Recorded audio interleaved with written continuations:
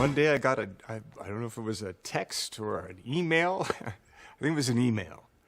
How's it going? I'm thinking about. And I was like, what? I'm in my yoga class and I get a text from Lana saying, it's Lana, call me when you can. And I was like, I'm just about to start the yoga class. And I was like, okay, great, I'm in yoga class. And then I got out and just sat in my car. I mean, I just couldn't believe it. And she was like, we're talking and just talking. And I was like, so lovely to hear from her. And then she told me, you're never going to believe it, but I wrote this script. And she explained to me how she was inspired to write it. And I was just like, I literally went home and told my husband, I think I just started crying. I was just so excited about the possibility. I had heard rumblings of like, oh, there's going to be another Matrix. I was like, oh, that's interesting. I mean, you hear rumblings. I didn't take it to be true, because nothing had been confirmed or anything like that. And then I got a call saying that Lana wanted to talk to me. And I was like, okay. I thought it might have been I didn't know what it was about. And so when I talked to her, and she was like, we're doing, another Matrix. I want to bring Niobe back. And so we had, an in-depth conversation about it. I was like, absolutely, I would love to join you and the cast for another go at the Matrix. She was saying that she was kind of circling around, coming to this place of telling a story with the Matrix. And she basically, asked me how would I feel about that. I went, yes. Yes. We both wanted to come back because the Matrix changed our lives. Making the Matrix was a life-changing experience, and it taught us something really profound about making art. Making art is transformational. If you bring your heart and everything in it, it changes you. One of the things that was still cool was available was that, all of the performers went to, we went to training.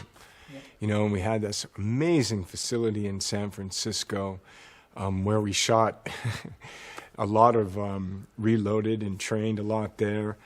And it was just really, it was like heaven. It was like movie training, movie heaven. It was like the creative table and like the training facility and everyone getting together and sweating and fighting and making sounds and getting to know each other and waking up and fighting and how you feeling today and who are you and who are you and oh yeah, I saw you in that and that's pretty cool and then we're making a Matrix and like wow and like had a ping pong table and then you had the training. I knew that this was a physical film. Just going through the script, I knew that Morpheus had some really cool action moments that I was very, very excited about. So I started to get myself into really good physical shape.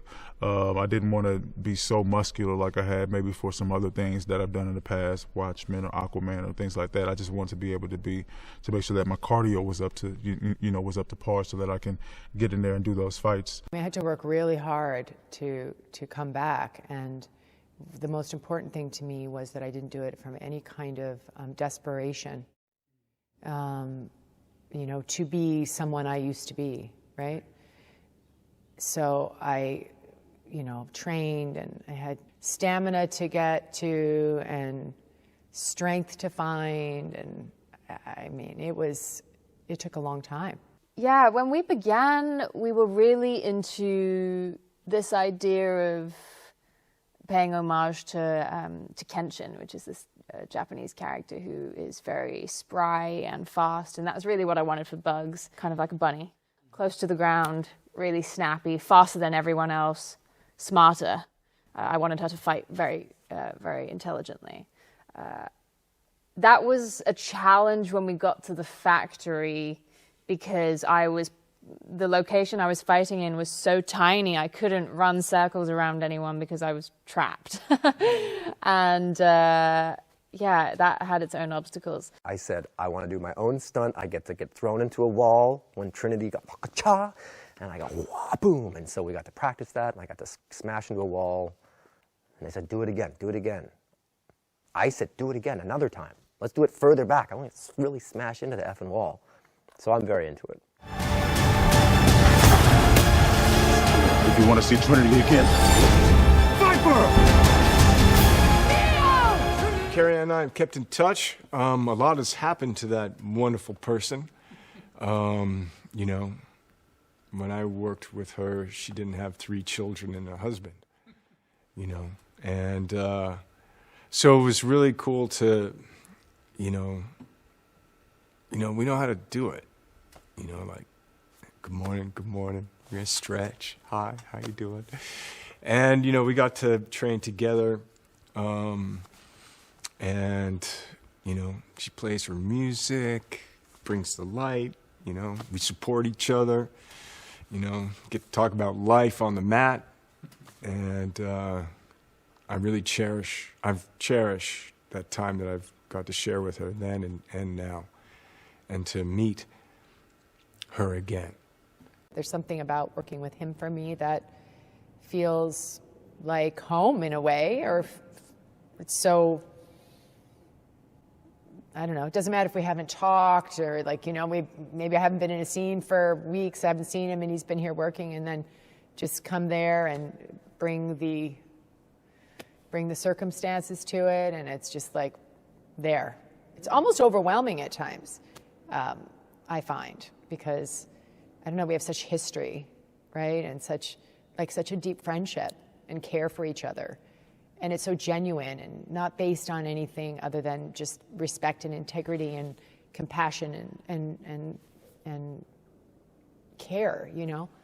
That then so you have that already, and then you bring, you know, what Lana has created for the characters and how much we both love these characters. I mean, I think quite a few times we'd both just start crying just because it's so deeply moving for us, Neo and Trinity. We love them. She believed in me. It's my turn to believe in her. Part of me feels like I have been waiting my whole life for you. It was beautiful to watch Keanu as this older, like he's the perfect age to do this right now, just like we're the perfect age. Everything about it seems to be just in focus in a way, and he's at this cusp age where if he was too much older it wouldn't be possible, and if he was too much younger it wouldn't have as much weight and resonance. And you see Carrie and Keanu reflecting that in this way that is only possible because of the time that has passed, and the way that you can feel temporality and mortality in that passing time. Yeah, it was really exciting to think about what would be the character of the martial arts for Thomas Anderson, Neo, you know, 30 years later. You know, it was like how much of the Kung Fu, and, you know, obviously it's very different than John Wick. And Lana wanted to make sure that it stayed that way, you know, and I didn't want to, you know, so we're not doing judo throws, you know, we're kind of organically moving from, you know, where the character was before. They taught you good. Made you believe their world was all you deserved. But some part of you knew that was a lie. I think people will like the simple fact that one of their most beloved franchises is back. Because people already, without having any freaking idea of what the movie is about, are so excited, you know? And it is a beloved franchise. Well, I think it's really funny. And I think that the story is going to just blow their minds. Especially, well, it's interesting because there's going to be that whole group of people who've already seen it, right? So many. But there's a whole group that maybe haven't. And so maybe people will discover it, the younger generation. It's going to be, I don't know. I mean, What do you think? I mean, first of all, just the nostalgia of having Keanu play Neo. It's amazing.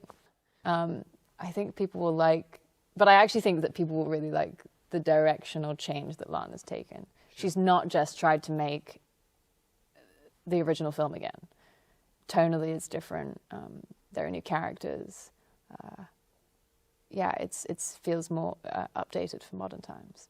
The most fun part, I think, for most people who are fans of The Matrix would be to see the characters that you have lived with for such a long time in these trilogies come back. There are a lot of these characters, and you see a lot of the relationships that are questioned again, a lot of the relationships that you're like, oh, I wonder what would happen to this character now, and you see them where they are now, and that's really fun. Like, to me, to read it and have the familiarity of being like, oh, I wonder where blah, blah, blah's character is at the moment, and you're just like, that's what they're doing now. It's so cool to see what she thinks.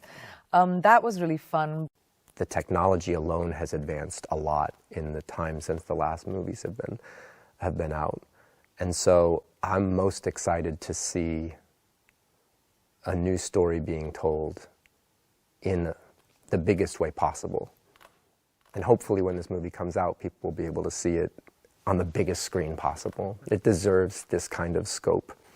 This is not a movie that you want to watch the first time on an airplane. So I'm very anxious to see people's reactions to how different this film will be from its predecessors, and hopefully how excited they'll be at the journey that was taken. Everything, you know, I think people like the adventure, they like the possibility, the world building, they like the action, they like the storytelling. I think people are very curious in this day and age about the idea that there's more to life and more to experience than what we know. You know, I think we're always looking for the blind spots. We're always constantly imagining the realities that we can't see. So this is a movie that I think inspires a lot of thought and inspires people to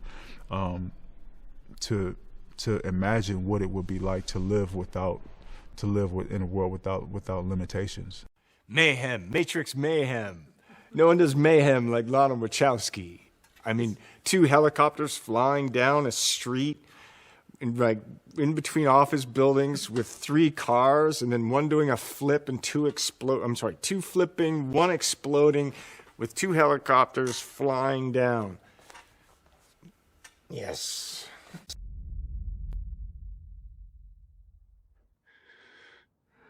My dream ended.